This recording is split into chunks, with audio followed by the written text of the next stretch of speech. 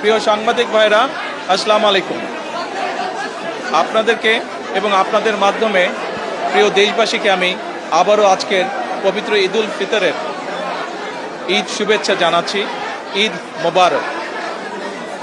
বহু বছর পরে আল্লাহ রাব্বুল আলামিনের ইচ্ছায়, বাংলাদেশের মানুষের দোয়ায় আমি এবং আমার পরিবার দেশের মাটিতে দেশের মানুষের সাথে ঈদ পালন করতে সক্ষম হয়েছি। তার জন্য আমি প্রথমেই আল্লাহ রাব্বুল আলামিনের দরবারে শুকরিয়া আদায় করছি। আমি এই দেশের একজন নাগরিক হিসাবে আল্লাহ রাব্বুল আলামিনের কাছে দোয়া করি যেন আল্লাহ আমাদেরকে সেই রহমত দেন।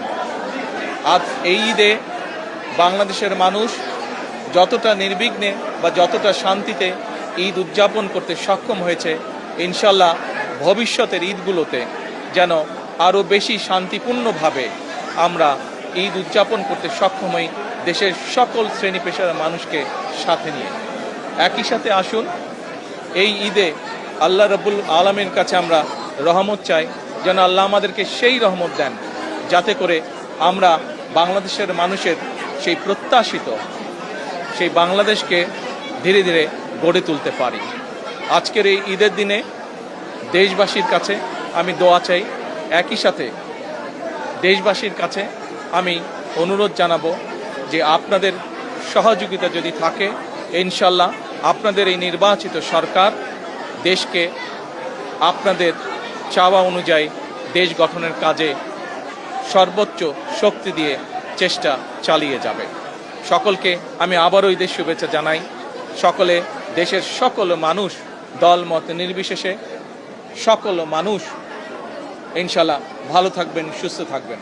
আজকের এই দিনে আমরা আবারও গভীর শ্রদ্ধার সঙ্গে স্মরণ করছি 1971 সালে যারা জীবন বাজি রেখে এই দেশকে স্বাধীন করেছিলেন, সেই শহীদ, সেই হতাহত মুক্তিযোদ্ধাদেরকে আমি একই সাথে স্মরণ করতে চাই 2024 সালের ছাত্র জনতার গণ আন্দোলনের মাধ্যমে এই দেশকে স্বৈরাচার মুক্ত করতে গিয়ে যারা শহীদ হয়েছেন, যারা হতাহত হয়েছেন, সেই সকল গণতন্ত্রের যোদ্ধাদেরকে, সেই সকল গণতন্ত্রে শহীদ হওয়া মানুষগুলোকে, তাদের সকলের আত্মার মাগফিরাত কামনা করছি।